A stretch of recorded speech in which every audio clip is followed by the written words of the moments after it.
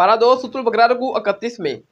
रुखसती से पहले दी जाने वाली तलाक और नमाज के मुतल्लिक़ हदायत दी गई है कि अगर एक मर्द अपनी औरत को रुखसती से पहले एक या दो तलाकें दे देता है तो वो तलाकें बाइन होती हैं। औरत के ऊपर 3 हैज़ वाली कोई इद्दत नहीं है। दोबारा अगर वो शौहर उस औरत की तरफ रुजू करना चाहता है तो नया निकाह नए हक महर के साथ करना लाजिम है। अगर वो मर्द उस औरत को रुखसती से पहले इकट्ठी 3 तलाकें दे देता है तो फिर वो औरत घर बसाने के लिए किसी दूसरे मर्द से निकाह करती है, वो मर्द फोत हो जाता है या किसी वजह से उस औरत को तलाक दे देता है, तो फिर पहला मर्द उस औरत की तरफ रुजू कर सकता है नए निकाह के साथ, नए हक महर के साथ।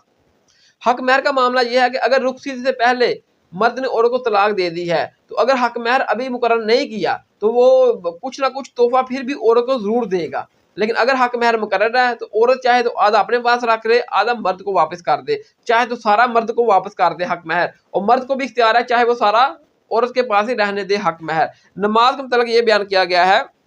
कि नमाज की हिफाजत करो, नमाज को बेहतरीन तरीके से पढ़ो, अल्लाह ताला के सामने